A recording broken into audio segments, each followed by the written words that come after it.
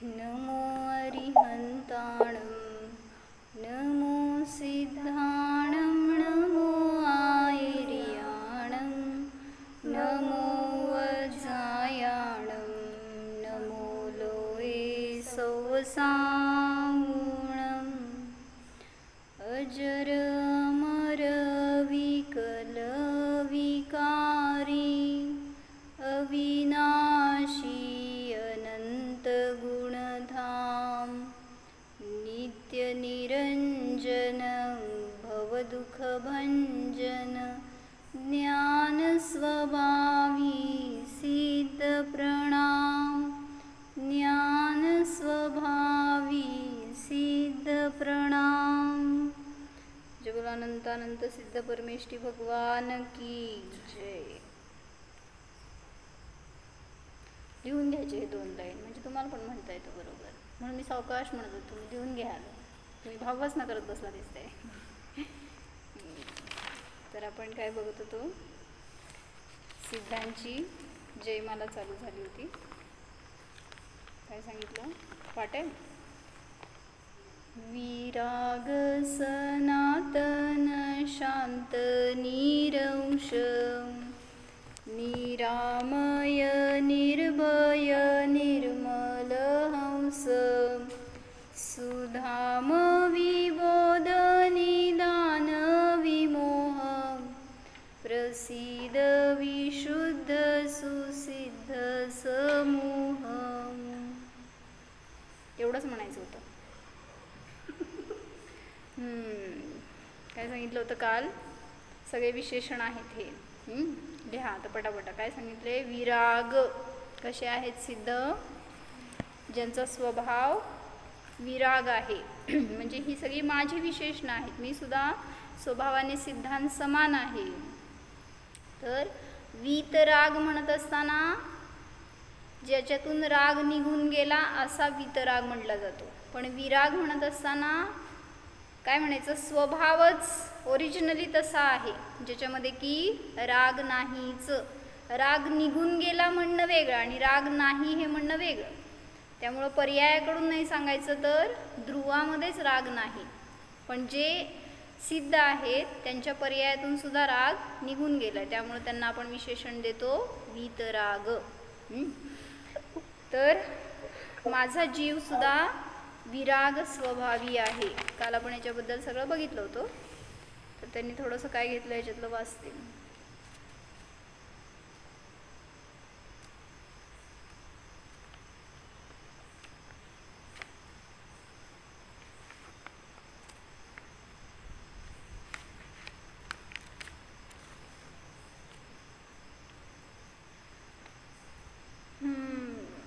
पर की सहायता की अपेक्षा बिना, जे सुसिद्ध शब्द आलाय ना त्याच्यासाठी सांगितलं ॲक्च्युली हे, पण पहिल्यांदा आपण रागचं बघू। जे भगवान विराग आहेत असं म्हणलं ना, तर ते कुठल्या अपेक्षेने?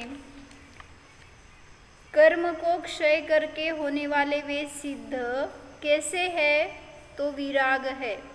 हे भगवान आप विराग है, राग पर्याय से रहित है, केवल विशुद्ध ज्ञान के उपभोक्ता है। म्हणजे तुम्ही कोणाला भोगताय आणि भगवान कोणाला भोगतायत? आपण आपल्या कषायांना भोगतो हे सांगायचं आहे, म्हणजेच रागी द्वेषी होता म्हणजेच कषायांना भोगता, आणि जे भगवान आहेत ते कसे आहेत? वीतरागी आहेत, विरागी आहेत, जे फक्त आपल्या स्वभावाचाच भोग घेतात किंवा विशुद्ध ज्ञानाचे ते उपभोक्ता आहेत।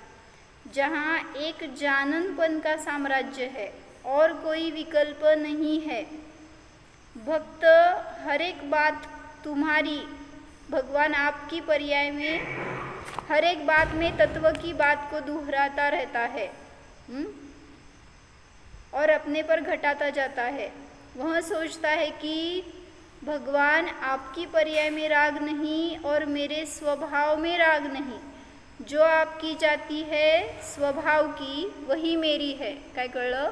भगवंतांच्या पर्यायात राग नाही आणि माझ्या स्वभावात राग नाही। काय म्हणले? म्हणजे काय?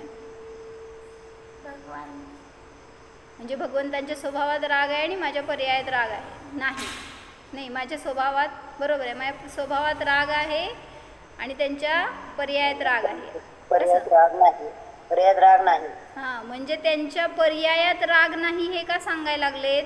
स्वभाव तर रागरहितच असतो, फक्त पर्यायात राग नाही असं म्हणत असताना अशी विशुद्ध दशा प्रगट झाली आहे त्यांची, ह्याच्यासाठी सांगितलं.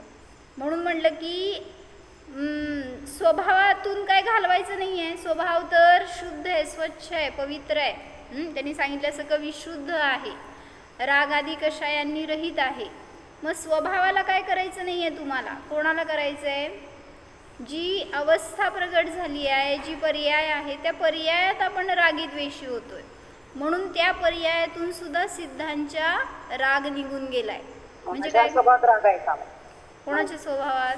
माझ्या स्वभावात राग आहे असं का? स्वभावात राग नाहीच ना, कोणाच्या स्वभावात राग आहे? स्वभावात राग नाही, पर्यायात राग आहे. भगवंतांच्या पर्यायात राग नाही, भगवंतांच्या पर्यायातून सुद्धा निघून गेलाय, ह्याच्यासाठी तेवढा शब्द सांगितला की पर्यायात राग नाही. म्हणजे याचा अर्थ असा नाही की त्यांच्या स्वभावात आहे. स्वभाव तर सगळ्यांचाच निर्मळ आहे, कोणाच्याही स्वभावात राग नाही. जरी तो नारकी आहे तरी सुद्धा आपण म्हणतो ना, नारकी स्वभावाने कसा असतो, कशाही असतो, द्वेषी असतो, मारामारी करणारा. स्वभावाने म्हणजे काय म्हणायचं आहे, पर्यायातच आहे त्याच्या, पण स्वभावामध्ये त्याच्या पण राग नाही. म्हणून सांगितलं विराग हे विशेषण निगोदीपासून सगळ्या सिद्धांपर्यंत सगळ्यांना लावा. त्यामुळं स्वभावानेच जीव कुठलाही असू देत तो विराग आहे. पहचान में आया कि स्वभाव जब एक सा है तब जाती एक होती है. म्हणजे सिद्धांची जाती ती माझी जाती, म्हणजे आपण सगळे सिद्धांच्या जातीचे आहोत हे सांगायचे की सगळेजण आपण सेम आहोत. इससे मेरे ऐसे दृढ़ता आती है कि मेरे स्वभाव में किंवा मेरा स्वभाव विराग है, पर्याय में विरागता नहीं है. जिस क्षण में विराग पर ध्यान रखता है उस समय में भी वह विराग नहीं होता है. म्हणजे जे विराग झालेले आहेत असे ते अरिहंत सिद्ध भगवान, जोपर्यंत त्यांना जाणणार तोपर्यंत सुद्धा माझ्या पर्यायामध्ये विरागता येत नाही. काल सांगितलं होतं ना याच्याविषयी, म्हणजे काय, त्यांना विषय करून जाणतोय म्हणजे त्यांच्याविषयी अनुराग आहे. म्हणून म्हटलं की जेव्हा आपण स्वभावाला विषय करून जाणतो तेव्हाच तिथं विरागता प्रगट होते. तर काल आपण याच्याबद्दल सगळं बघितलं होतं, चिंतन केलं का, मी विराग आहे काका, का केलं का, काय नाही केलं, केलं, मग विरागता भासित झाली का आपल्याला?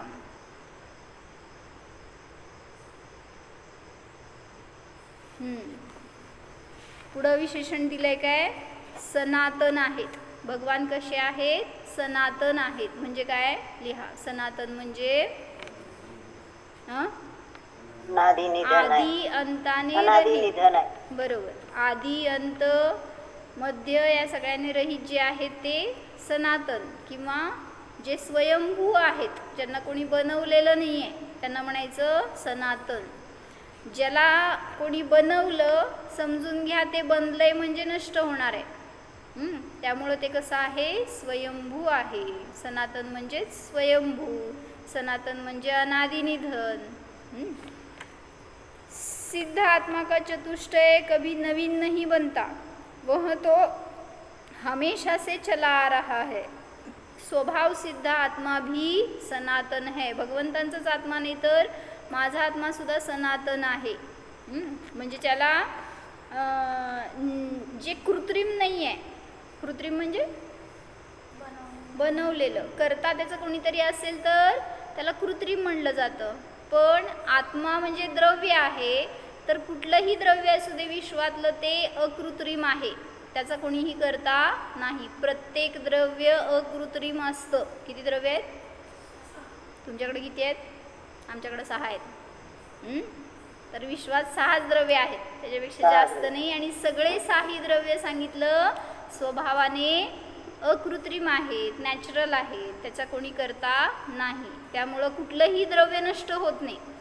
म्हणून मागं सिद्धी केली होती ना.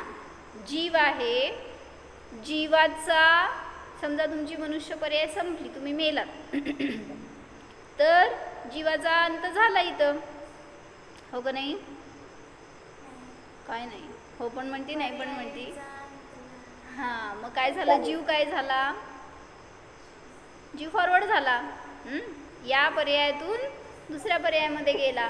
फक्त सांगायचं आहे काय की म्हणून कुठलीही अवस्था नष्ट होती. म्हणून आज दुपारी काय बघितलं आपण? उत्पाद, वे आणि ध्रुव.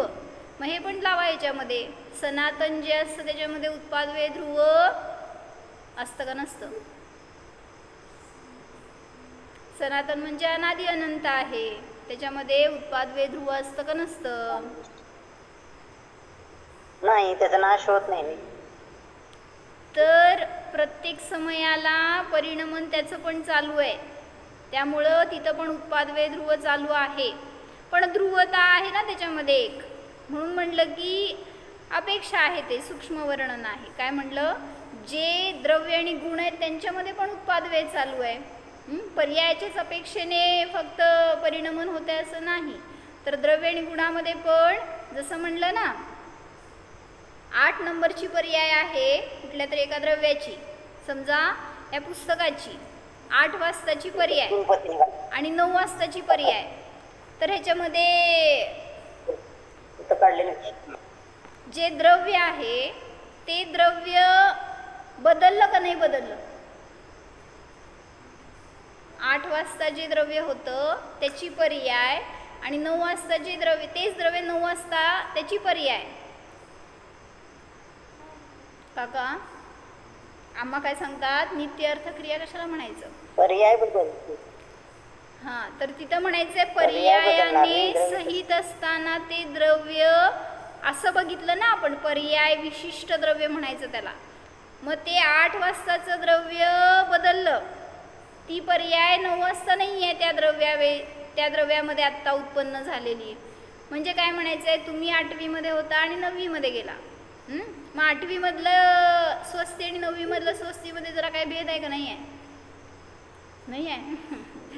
म्हणजे पर्यायाने सहित बघा असं सांगायचं आहे. पर्याय विशिष्ट द्रव्य म्हणायचं त्याला. म्हणून पर्याय बदलली तर त्या वेळीस असणारं द्रव्य आणि जेव्हा दुसरी पर्याय उत्पन्न झाली त्यावेळीसचं द्रव्य, ह्याच्यामध्ये सुद्धा उत्पाद, वे आहे. म्हणजे द्रव्य सर्वथा निठलला नाही आहे हे सांगितलं. म्हणून जरी सनातन म्हणलं, अनादि अनंत म्हणलं तरी सुद्धा त्याच्यामध्ये पर्याय रूपाने परिणमन आहेच. पण त्याला फक्त कोणी करता धरता नाही, या अपेक्षेने सांगितलं. माझा जीव सुद्धा कोण जन्म दिलं तुम्हाला? काय नाव आहे मम्मी पप्पांचं? जीवाचे मम्मी पप्पा नाहीत. म्हणून म्हणलं की जीव कसा आहे? हो, सनातन आहे. मग आपण अनुभूती करायचं, जेव्हा त्यांच्यासोबत बसतो त्यावेळेस आपण त्यांना आपले कर्ता मानतो, त्यांना आपले रक्षक मानतो.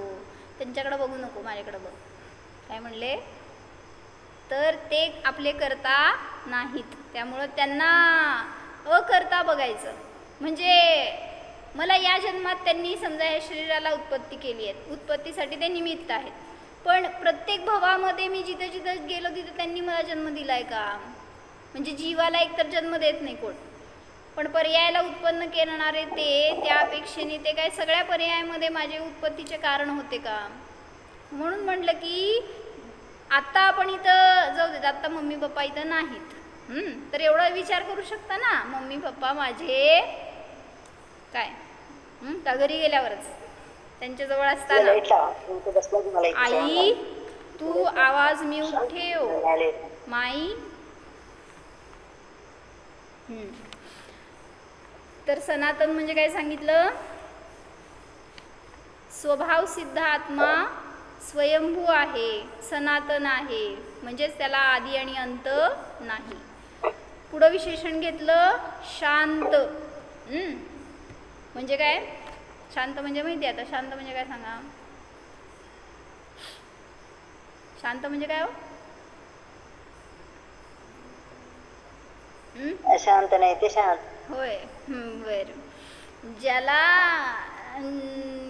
ज्याच्यामध्ये आकुलता नाही, रागद्वेष नाहीत, विभाव नाही, त्याला म्हणायचं शांत. काय सांगितले मी झाली. तर म्हणून म्हटलं की स्वभाव कोणाचा, सिद्धांचा स्वभाव असो किंवा माझा स्वभाव असो, तो कसा आहे हो, शांत आहे. म्हणून आपण ह्याच्यामध्ये पण म्हणतो ना,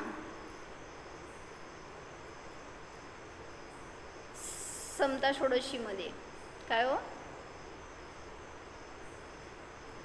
अशांती तुमच्या स्वभावामध्ये नाही आहे. कुठलाही जीव अशांत नसतो, अशांती पर्यायामध्ये असते.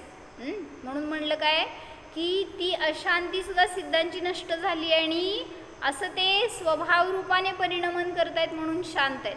शांत म्हणजे असं नाही की शरीराने गपचूप बसलेत किंवा त्यांना किती तुम्ही शिव्या दिला तरी ते रिॲक्ट करत नाही आहेत. शांत म्हणजे ओळख झाली आहे ना की मी कोण आहे, तर तिथं पर्याय सहजतेने तशी शक्ती येते की तुम्ही स्टेबल राहू शकता. आणि आनंदाला न सोडता ते जसे राहतात त्याला शांत म्हणायचं. असं नाही की जबरदस्ती मारून मुटकून कोणीतरी बडा माणूस आहे समोर म्हणल्यावर काय म्हणायचं, 2 भावांमध्ये समजा छोट्या भावाला मोठ्या भावाने मारलं तर ते छोटा भाऊ पण तेवढाच ॲग्रेसिव्ह असतंय. ते म्हणते मी पण मारतो, पण समोर पप्पा असल्यावर कसं मारणार. म्हणजे म्हणायचं एक दबाव असेल तर आपण तिथं शांत राहतो, म्हणजे ती शांती वेगळी. ते तर अशांतच आहे, उलट अशांत. म्हणून तिथं काय सांगितलं, नहीं अशांती का कुछ कारण, ज्ञान दृष्टि से देख हो, क्यों पर लक्ष्य करे रे मूर्ख, तेरे से सब भिन्न हो. नहीं अशांती का कुछ कारण, ज्ञान दृष्टि से देख हो. अशांतीचं कारण काय आहे, अज्ञान आहे आणि अज्ञान माझा स्वभाव नाही. म्हणून सांगतायत की सिद्ध शांत आहेत. उनका चतुष्टय उनमें है, जहाँ सब कषाय दूर होती है वहाँ शांती रहती है. म्हणजे जिथं कषाय आहे तिथं अशांती आहे. म्हणून लिहायचं काय, व्याप्ती अशी असते, जेथे जेथे कषाय तेथे तेथे अशांती, जेथे जेथे कषायांचा अभाव तिथं तिथं नियमाने शांती असते. भक्त भगवान की पर्याय को देखता हुआ अपने पर दृष्टिपात करता है. पर्याय में कषाय रहती हुई भी निज स्वभाव में सिद्धत्व का अनुभव करता है. यद्यपि देर तक उस शांति का उपभोग नहीं कर पाता. जसं सिद्धांसारखं निरंतर तो स्वभावाला नाही जाणू शकत तरी सुद्धा जेवढ्या क्षणासाठी तो जाणणार आहे, जेवढ्या क्षणासाठी मी आत्मा असा अनुभव करणार आहे, तेवढ्या क्षणामध्ये तो निष्कषाय असतो, म्हणजेच शांत असतो. फिर भी उतने समय तक सिद्ध जैसे जिन है वैसे वह द्रव्य दृष्टि में आता है. थोड्या समयासाठी का असे ना तुम्ही सुद्धा सिद्ध होता. काय म्हणले, राजा बनायला मिळालं तुम्हाला थोड्या वेळासाठी, आनंद का दुःख जाऊ दे, प्राईम मिनिस्टर बनलात तुम्ही थोड्या वेळासाठी. काय 1 दिवसाचं असतात ना ते, हो असतात ना, 1 दिवसाचा PM बनायला मिळालं. काय हो तुम्हाला आनंद का दुःख, सगळी पॉवर हातामध्ये, सगळे राईट्स हातामध्ये आपल्या, सगळे आपल्या आज्ञेमध्ये, कितलं कसलं भारी. राजाने म्हणलं तुम्ही आज 1 दिवसासाठी राजा बना, देवानी म्हणलं तुम्ही 1 दिवसासाठी देव बना. काय झालं हो, म्हणजे आपण तिथे किती आनंदाचा अनुभव करतो. तर सांगतायत असंच, जेव्हा तुम्ही अनुभव करता तेवढ्या क्षणासाठी तुम्ही पण सिद्ध राजे आहात. मग काय कमी आहे तुमच्याकडे, पण तेवढे राईट्स आले, तेवढी आनंद आला, तेवढं सिद्धांसारखं सगळं आलं तुमच्यामध्ये त्यावेळेस. फक्त आपण ते आपला उपयोग, आपली शक्ती बाहेर लावतोय, त्यामुळं पुन्हा बाहेर जातो. म्हणून ते जेवढं भोग घ्यायला पाहिजे तेवढा पण भोग घेत नाही. म्हणून काय बनायचं आहे, PM बनायचं का, राजा बनायचं आहे का सिद्ध बनायचं आहे. तर जेव्हा आपण स्वभावाला जाणतो त्यावेळेस तिथं सिद्ध आहोत एवं भूतनयाने. यद्यपि देर तक शांति का उपभोग नहीं कर पाता, फिर भी जितने समय तक लेता है तब तक वो सिद्ध का अनुभव है. वहाँ अंतर्मुख चित प्रकाश, चित प्रतिभास रूप दर्शन होता. वहाँ द्रव्य में केवल चित प्रतिभास रह जाता, भगवान का ज्ञान अखंड है। हे पुढचं विशेषण आहे. काय सांगायला लागलेत? जहाँ अंतर्मुख चित प्रकाश रूप चित प्रतिभास रूप दर्शन होता, वहाँ द्रव्य में केवल चैतन्य का ही आभास होता है, चैतन्य का ही प्रकाश होता है, अनुभव होता है. जेव्हा मी स्वकडे जातो त्यावेळेस तिथं मला वाटती शांती, म्हणजे आपण अनुभव केला नाही आहे म्हणून आपल्याला शांती काय आहे हे माहीत नाही. आपण शांत म्हणजे सगळी पर्यायातून परिभाषा माहीत आहे आपल्याला, पण स्वभाव ज्यांचा स्वभावाला प्राप्त झाले जे, तर त्यांची शांती वेगळ्या क्वालिटीची असते. म्हणून आज दुपारी काय सांगितलं आपण, तो मनुष्य असतो आणि त्याला शांती आणि सुख पाहिजे असतं, काय दिव्य ज्ञान पाहिजे असतं त्याला. मग त्यांनी काय केलं, गेला एका तपस्वींकडं साधूंकडं आणि त्यांना विचारलं की मला शांती पाहिजे, मला सुख पाहिजे, मला दिव्य ज्ञान प्रगट करायचं आहे, तुमच्यासारखं मला पण असं एक भव्यता पाहिजे, एक तसं तुमच्यासारखं फील पाहिजे, असं त्याला सांगायचं होतं थोडक्यात. मग तपस्वी म्हणाले की त्यासाठी साधना करावी लागेल, थोडंसं तुला संयमित व्हावं लागेल, थोडं विषयभोगापासून दूर व्हावं लागेल, असं सगळं त्यांनी सांगितलं. मग काय झालं पुढं? मग तो जातो पुढे जातो. हां, त्याला कळलं की त्या तपस्वींनी त्या टेकडीवर साधना केली होती. ते जाऊन बसला पहाडावर त्या आणि म्हणला की इथं बसून मी ध्यान केलं तर मला पण त्यांच्यासारखं दिव्य ज्ञान प्राप्त होईल. आणि असं बसला आणि किती वेळ गेला हो? 1, 2, 3 दिवस नाही, 2-3 महिने नाही तर 6 वर्ष गेली. तो रोज ध्यान लावतोय, बसतोय, पण काय त्याला तिथं अनुभवच होईना, आनंद येईना. एक त्याला आनंद पाहिजे होता ना, तर कितीही प्रयत्न केला तरी सुद्धा काय त्याला प्राप्ती होईना. आणि इवन असं पण झालं की त्याला साधं स्वप्न पण पडेना की आपण खूप आनंदी झालोय, मला खूप काहीतरी एक उपलब्धी झाली आहे. असं म्हटलं थकला तो आणि म्हणला की असलं काय नसतं. आणि तो उतरून खाली यायला लागला पहाडावरून. मग येत असताना त्याला काय दिसलं?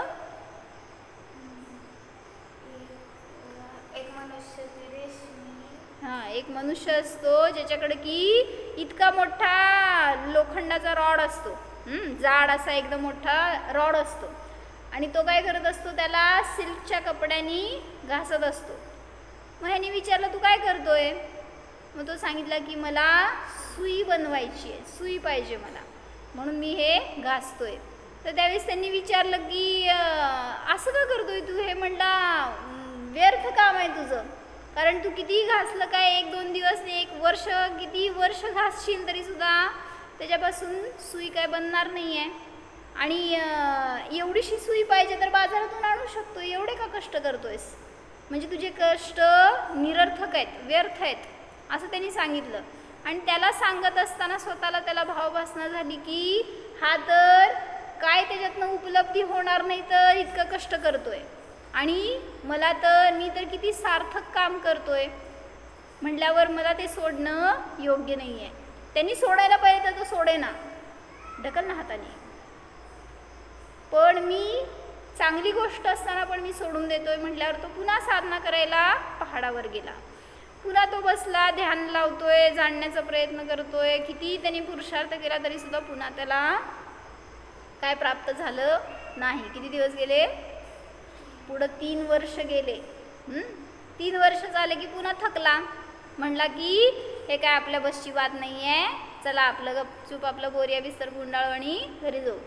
ते उचललं, सगळं खाली निघाला. कोण दिसलं? पहाड तोडणार. हां, एक मनुष्य असतो, तो काय करत असतो, एका दगडाने एका पहाडाला मारत असतो, असं काय म्हणायचं, ठोकत असतो किंवा ढकलत असतो, काय तर करून प्रयत्न करत असतो तो. मग हा येऊन समोर विचारतो की काय करतोय तू? मग त्यांनी काय सांगितलं, म्हणला या पहाडामुळं माझ्या घरावर ऊन येत नाही म्हणून मी त्याला थोडंसं सरकवतोय. कुठं? कुणीकडे सरकवायचं? मग तो म्हणला की अरे तू असले प्रयत्न करून काय उपयोग आहे, कारण तुझ्या कुठल्याही श्रमाने पहाड तर हलणार नाही आहे, ते त्याची जागा सोडत नाही किंवा ते तुझ्या शक्तीच्या समोर काहीच नाही आहे, म्हणजे ते त्याची शक्ती, त्याच्यासमोर तुझी शक्ती काहीच नाही आहे, त्यामुळे तू हे व्यर्थ श्रम करू नकोस. आणि हे त्याला सांगत असताना पुन्हा याला भाववासना झाली. काय झालं? म्हणला की हा तर किती चुकीच्या गोष्टीसाठी प्रयत्न करतोय, आपलं दिवस आयुष्य आपलं बळ शक्ती ज्ञान सगळं घालवतोय आणि मी तर साधनेसाठी घालवतोय म्हणल्यावर मी तर उलटं चांगलं काम करतोय, मग मी हे सोडणं योग्य नाही. त्याने त्याला सांगून सुद्धा तो सोडायला म्हणल्यावर ह्याला वाटलं की आपण पण का सोडावं, मग म्हणजे हे आपण सोडणं बरोबर नाही. म्हटल्यावर तो पुन्हा गेला तपस्या करायला पहाडावर. काय झालं यावेळेस? पुन्हा तसंच ध्यान लावलं. अनेक दिवस गेले, महिने गेले, वर्ष गेले. किती वर्ष गेले? परत 3 वर्ष गेले. किती झाले काका?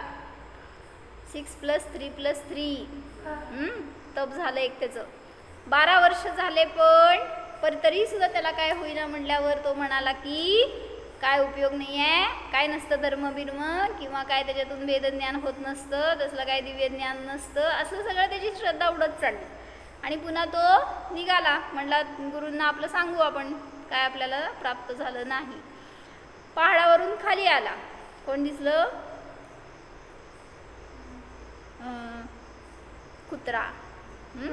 तर तो कुत्रा असतो तर त्याच्या शरीरामध्ये रोग झालेला असतो आणि इतके जखमा असतात, त्याच्यामध्ये किडे पडलेले असतात, तो विवळत असतो, फार ओरडत असतो जोरजोरामध्ये, त्याला त्रास होत असतो. मग हा जसंच त्याची दृष्टी पडली की काय इतकं त्याला त्रास होतोय आणि तो जवळ गेला आणि काय केलं त्यांनी, त्याच्याजवळ काहीच नव्हतं, त्याला इतकी करुणा यायला लागली अंतरंगातून त्याच्याविषयी. असं नाही, त्याची इतकी दुर्गंधी होती त्या कुत्र्याची की जवळपास सुद्धा कोण जायची तयारी नव्हती.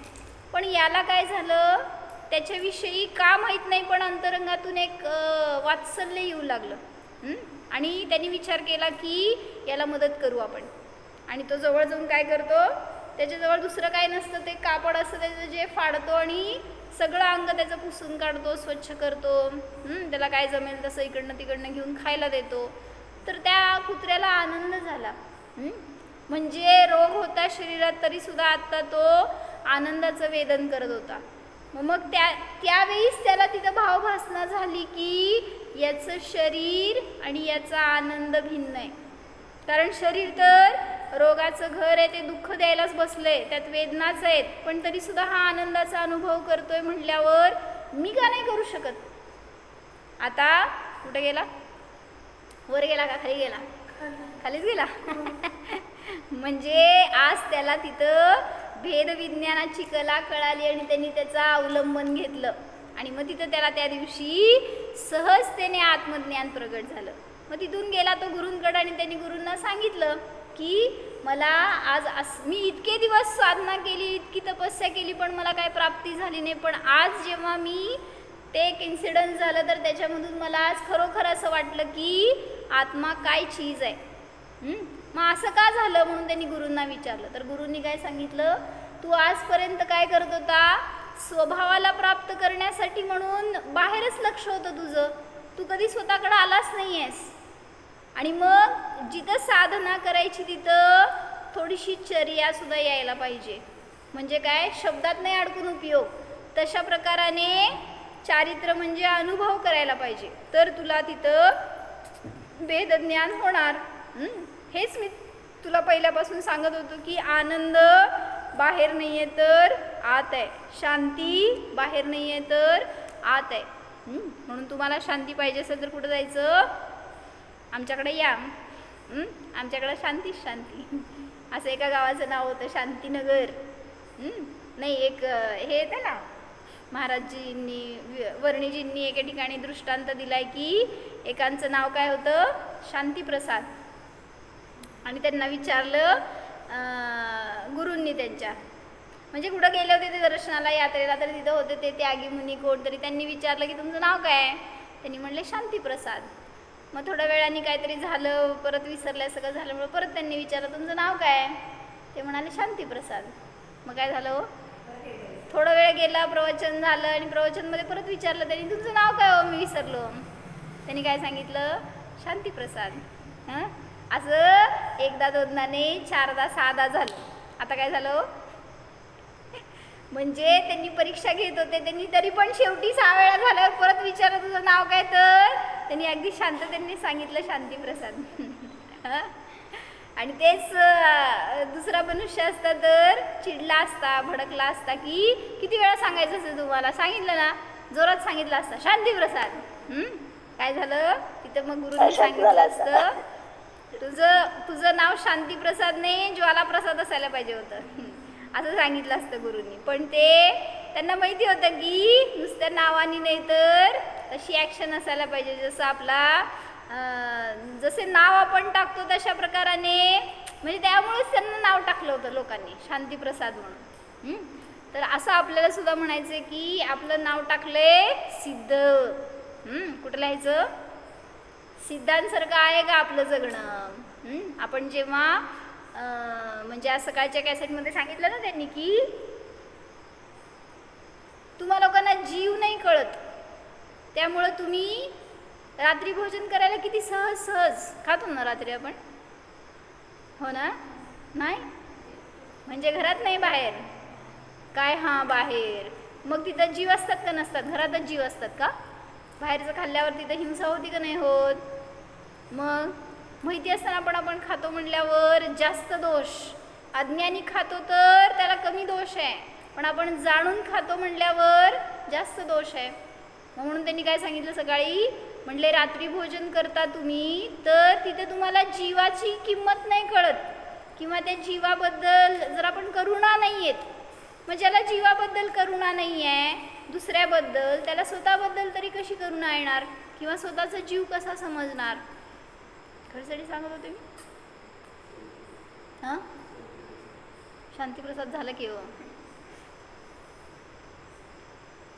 खरंसाठी सांगत होते.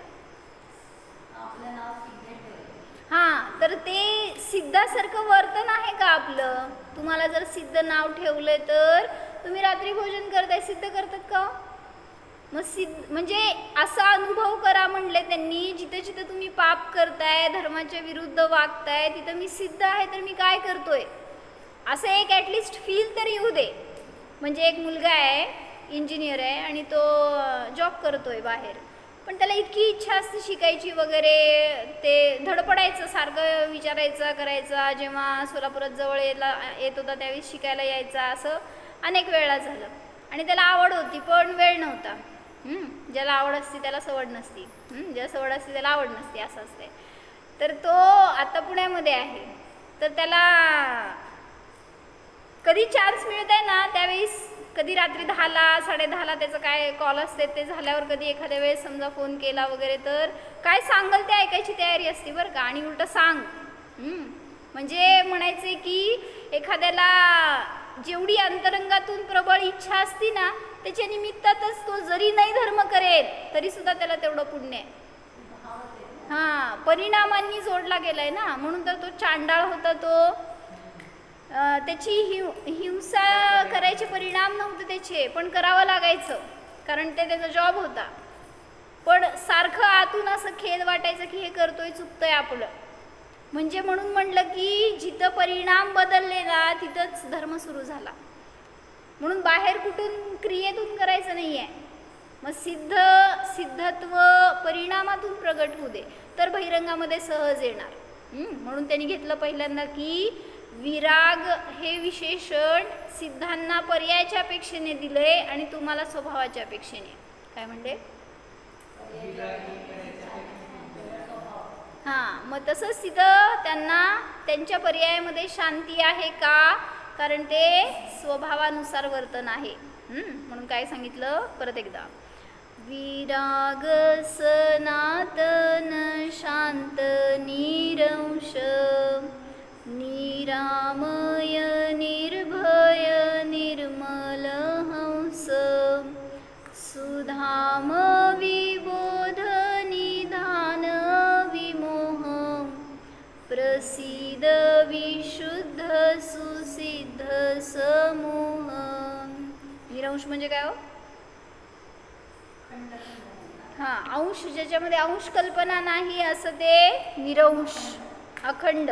म्हणून त्यांनी काय घेतलं इथं कि भगवान का ज्ञान अखंड है, हमारा जैसा खंड रूप नहीं है जैसा कि हमारी पर्याय में है. लेकिन यह कभी नहीं हुआ कि कोई शक्ति कभी कम और कभी ज़्यादा हुई हो। पर्यायों में भेद होता है, परंतु जब स्वभाव पर दृष्टि देता है तो अनुभव करता है कि मैं भी स्वभाव में यही हूँ जो भगवान है। भगवान जसे आहेत तसाच मी पण स्वभावामध्ये अपूर्ण नाही, पूर्णच आहे। अनंत गुणों का पुंज है, परंतु पर्याय दृष्टि रखकर इसे खंड खंड रूप बनाया। अमुक को जाना फिर अमुक को जाना आदि ज्ञानांश रूप हुआ। म्हणजे म्हणूनच म्हणतात ना, अंश कशाला म्हणायचं? भगवंतांचं ज्ञान अखंड आहे म्हणजे काय हो? मी पण सर्व प्रदेशांनी जाणतो मग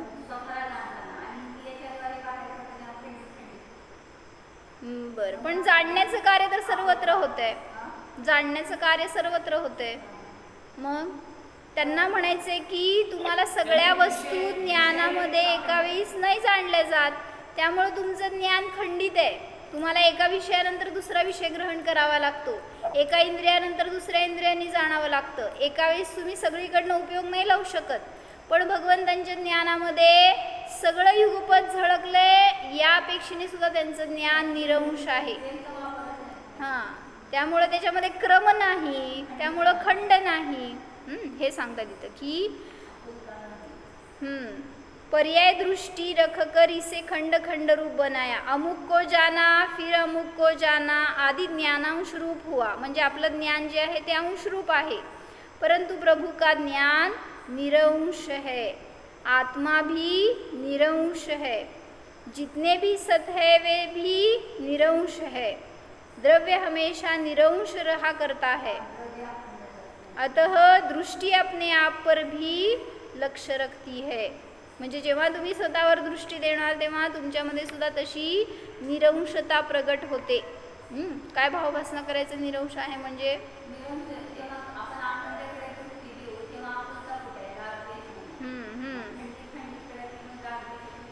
हां, म्हणजे जेव्हा आपण स्वतःला अपूर्ण पाहतो त्यावेळेस तिथं समजा कुठल्या इंद्रियांचा व्यापार बंद पडला, त्याच्याने जाणता येईना, दिसेना, सांग बाहेर काय चाललंय आता, मांजर गेली बघितली का?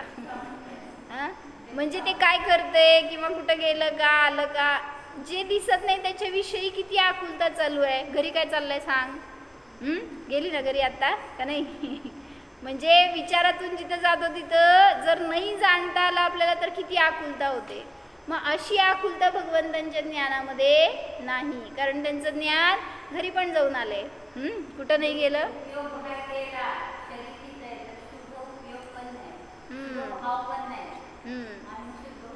काय म्हणले स्वस्ती? जर इथं बसली तर शरीराने शुभ उपयोग नसतो। कुठं जाऊन आली सांग आता? आता तू इथं नव्हती मला माहिती आहे। फिजिकली इथं ठेवून काय उपयोग नाही आहे, मेंटली कुठे आहे आपण? पोचलो काय पुण्याला नाही? मग जर असं केलं तर आम्हांनी आताच त्या दोघींचं कौतुक केलं, म्हणले त्यांच्यासाठी आम्ही क्लास घेतात बरं का, तुम्हाला याचं असलं तर येत जावा। आम्ही पण नसतो क्लासमध्ये त्या। म्हणजे आम्हा म्हणाल्या की त्यांचे भाव राहायचे चांगले आहेत, ती तर पहिल्यांदा आली, तिला तर काय माहीत नाही, पण तिची राहायची करायची तयारी, म्हणजे एक असं वातावरण असं मिळालं ना, आपले परिणाम तसे बदलत जातात। म्हणून घरात असल्यावर किती वाटतं आपल्याला धर्म करावा, त्यागीच्या सानिध्यात राहावं, इथं आल्यावर तसे भाव होतात। तसे एक जादू करतात आम्हा। काय करतात? तुमच्या दोघांवरच करतात बघ। म्हणजे त्यांच्या जवळ राहणं हीच जादू आहे। त्यांनी त्यांचा परिणाम जेवढे निर्मळ ठेवतात ना, त्याच्या निमित्तात रिफ्लेक्ट होतात तसे भाव। त्यामुळे त्यांच्याकडे बघून आपल्याला पण जशी प्रेरणा मिळते तसे आपले पण परिणाम होतात। म्हणून इथंच राहायचं, म्हणा कुठं जाणार नाही। म्हणून असं सांगितलं की बाहेरचं जाणायला गेलो तर अंश आहे, खंड आहे, विकल्प आहेत, भेद आहे। जिथं आत्म्याला जाणायला जातो तिथं आत्मा असं नाही आहे इथं डोक्यात आहे, हातात आहे, पायात आहे। कसं कसं जाणायचं आत्म्याला? जेव्हा आत्मा म्हणून मी मुलगी आहे, आईची मी मुलगी आहे, काय जाणतो आपण? कुठून मुलगी आहे हो? कुठल्या क्षेत्रात मुलगी आहे? अनुभव आहे ना तो एक अखंड, मी स्त्री आहे, मी मनुष्य आहे, मी मुलगी आहे, हे एक अनुभव आहे ना तुमचा, तो एक अखंड आहे। पण तरी सुद्धा तो शरीराकडून आहे, पराकडून आहे. मग तसा अनुभव आपल्याला आत्म्याकडून करायचा आहे की मी कसा आहे, सगळ्या पर्यायांमध्ये पर्यायांपासून अस्पर्शी अखंड आहे. असं आम्हांच्या जवळ बसल्यावर विचारा, आम्हा अनुभव कसा करायचा, तुम्ही कसं करता, आम्ही ध्यान कसं करायचं. आपले जेवढे प्रश्न असतील ना तेवढं तुम्हाला उलट जास्त मिळेल त्यांच्याकडून. आपण काढून घ्यायची कला पाहिजे आपल्याला. हां, सांगायचं असतं त्यांना पण भरपूर ते, पण तुम्ही किती किती पात्र आहे हे समजायसाठी म्हणून आपले प्रश्न आपण घालायचे. मग त्यांचं सगळं आपल्याला कळतं, आपल्याला स्वतःचं करता येतं. म्हणजे आम्ही असं लय वेळा विचारायचो, लय जणांना विचारायचं, कसं ध्यान करता तुम्ही, काय करता. मी तर लय सतवायची म्हटलं तरी चालते. जेव्हा शाळा कॉलेजमध्ये असणार ना त्यावेळेस मंदिरमध्ये संध्याकाळी आपलं जाऊन बसायचं हातावर हात ठेवून. काय करत होतं लक्षात नाही आपल्याला, पण तिथं असायचे कोण कोण असं महाराजांचे शिष्य म्हणा, तिथले असणारे बायका, ते संध्याकाळी सामायिकाला यायच्या, त्यांच्याजवळ जाऊन बसायचं. आणि त्यांना एक दिवस विचारलंच पकडून मी, म्हटलं आम्ही शिखरजीला जाणार आहे, पण लोक म्हणते जर सम्यक दर्शन नसलं तर शिखरजी करून काय उपयोग नाही. म्हणते मला कसं ध्यान करायचं सांगाच. अक्षरशः त्यांनी मला दुपारी त्या दिवशी सगळं बसून मला करायला लावलं माहिती का. आणि मला काय म्हणायचं तेव्हा झालं का मी नाही सांगू शकत, पण जे झाला ना अनुभव सम्यक शिखरजीला जायच्या आधी झाला. पण खूप छान आनंद आला मग त्यावेळेस. म्हणजे असं आपण स्वतः विचारून काढलं ना तर प्रत्येकाचा अनुभव वेगळा असतो. इथून बाहेर जायच्या आधी तिघांना पकडायचं आणि विचारायचं ध्यान कसं करायचं. हां, चाललंय. आणि नाही मग तिथं जेव्हा शिखरजीला गेलो ना तसा अनुभव केला बरं का. म्हणजे ज्या टोक्यावर बसणार, वेळ मिळणार म्हणा, लावायचा प्रयत्न तर केला, उपयोग लावायचा. आणि खरोखर असं ते काय सिद्धांचा अनुभव असतो, त्यांनी कसं साधना केली असेल, सगळ्या ठिकाणी एक स्पर्श झाला एक तसा आपल्याला.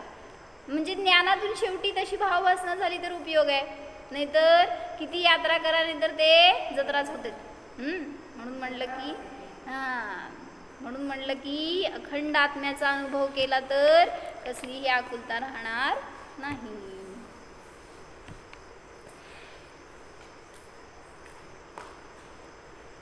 जाणा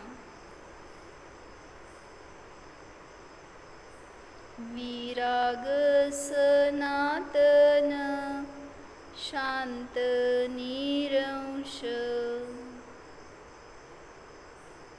स्वतःला विराग पहा, हा मी तर सनातन आहे, अनादि निधन आहे, स्वयंभू आहे. पहा या आत्म्यामध्ये अशांती नाहीच, आकुलता नाहीच. मी तर शांत आहे, निष्कषाय आहे.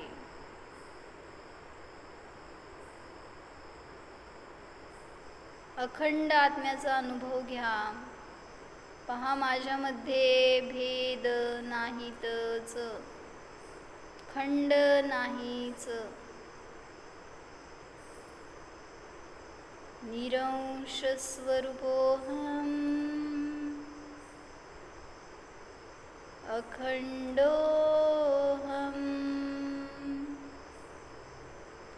सिद्धोऽहम्. ओम